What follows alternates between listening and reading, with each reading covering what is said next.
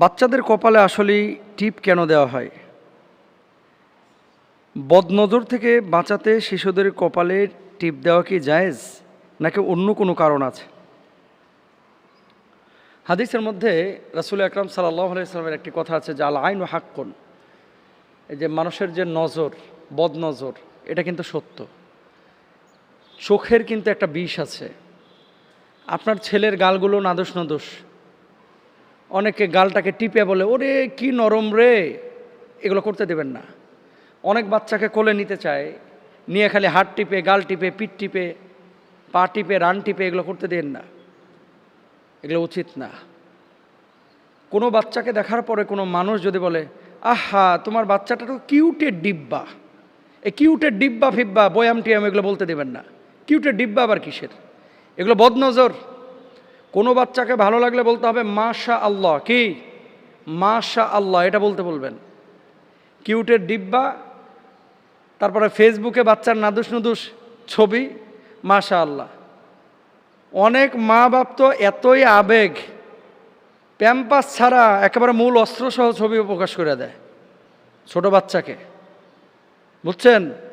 একেবারে উলঙ্গ করে ছোট বাচ্চার নাদুস নুদুস বডিটা ফেসবুকে দেয়। আপনার বাচ্চা অসুস্থ হবে, আপনি লিখে রাখেন। এত আবেগ বালা না, ভালোবাসা এটা ঘরের মধ্যে রাখেন। কেন বললাম এই কথা? এই ছোট বাচ্চাগুলো রাত্রিবেলায় যত কান্নাকাটি করে, যত বাচ্চা দেখবেন নাদুস নুদুস বাচ্চা হঠাৎ খালি শুকিয়ে যাচ্ছে, শুকিয়ে যাচ্ছে, শুকিয়ে যাচ্ছে, ডাক্তার কোনো রোগ ধরতে পারতেছে না, হুজুরের কাছে দৌড়ে আসতেছেন যে হুজুর কি বিষয় বুঝতে পারতেছি না। মূলত অধিকাংশ ক্ষেত্রে এটা বাপ মা বোঝে না, এই বাচ্চার উপরে বদনজর পড়েছে, এই বাচ্চার উপরে কুনজর পড়েছে। এই জন্য আয়াতুল কুরসি পড়ে সবসময় বাচ্চার গায়ে ফু দিবেন, বিছানাটা পবিত্র রাখবেন, নিজে পবিত্র অবস্থায় চলাচল করবেন।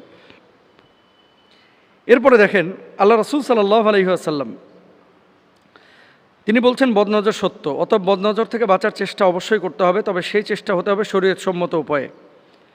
পবিত্র কোরআন এবং সহিহ হাদিসে কোথাও শিশুর কপালে কালো টিপ বা গালে কালি কালো দাগ দেওয়ার মাধ্যমে বদনজর থেকে রক্ষা পাওয়ার নির্দেশনা নাই। এ ধরনের বিশ্বাসের শরীয় কোনো ভিত্তি নেই। মনে রাখতে হবে ওয়াল কদরি খায়রিহি ওয়া শাররিহি মিনাল্লাহি তাআলা, ভালো মন্দ সব কিছু আল্লাহর পক্ষ থেকে হয়, কিন্তু বদনজর সত্য। এখন বাচ্চাকে কালো টিপ আপনি যে দিচ্ছেন, এই টিপটা মূলত আঞ্চলিক একটা আমল, এটা এমন না যে শরীয়তি আমল।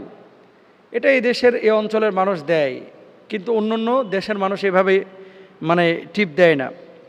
সুতরাং কালো টিপ দেওয়ার প্রথা কিভাবে চালু হয়েছে একটু দেখেন। উপমহাদেশে শিশুদের কপালে কালো টিপ দেওয়ার রীতি বহুদিনের একটি লোকাচার। এটি হিন্দু সমাজের বিভিন্ন সাংস্কৃতিক প্রথার সঙ্গে সম্পর্কিত এবং পরবর্তীতে লোকবিশ্বাস হিসেবে মুসলিম সমাজে একাংশ এটাতে প্রবেশ করে। বিভিন্ন বর্ণনায় এই প্রথার উৎপত্তি নিয়ে নানা মত রয়েছে। সবকটি এই উপমহাদেশেই বিশেষ করে সবকটি প্রচলিত। আল্লাহ রাসূল সাল্লাল্লাহু আলাইহি ওয়াসাল্লাম বলছেন মান তাশাব্বাহা বিকওমিন ফাহুয়া মিনহুম, যে যেই জাতির সাদৃশ্য অবলম্বন করবে সে সেই জাতির অন্তর্ভুক্ত হয়ে যাবে। এখন আপনাদেরকে আমি যে কথাটা বলতে চাচ্ছি, যেহেতু শরীয়তে এই বিষয়ে কোনো উৎসাহিত করা হয় নাই, রাসূল সাল্লাল্লাহু আলাইহি ওয়াসাল্লামের জামানাতে এরকম কিছু কাজ তখনও প্রচলিত ছিল। ওই গাল কেটে দিত, বুঝছেন, ভাগ্যের জন্য, যে ভাগ্য সুপ্রসন্ন হবে মেয়েদের যদি গাল কেটে দেওয়া হয় ছোটোবেলায়। তারপরে তারা মুখে কালি দিত, এরকম করতো, সে সময়ও ছিল। এগুলো নবীজি নিষেধ করেছেন। এগুলো থেকে আল্লাহ তাআলা আমাদেরকে হেফাজত করুক, আমিন। আর একটা দোয়া সবসময় পড়ে বাচ্চাকে ফু দেবেন, দোয়াটা আমি বলে দিচ্ছি আপনাদেরকে। একটি দোয়া সবসময় আপনারা পড়ে বাচ্চাদেরকে ফু দেবেন, আউযু বিকালিমাতিল্লাহি তাম্মাতি মিন কুল্লি শাইতানিন ওয়া হাম্মাতিন ওয়া মিন কুল্লি আইনিন লাম্মাতিন।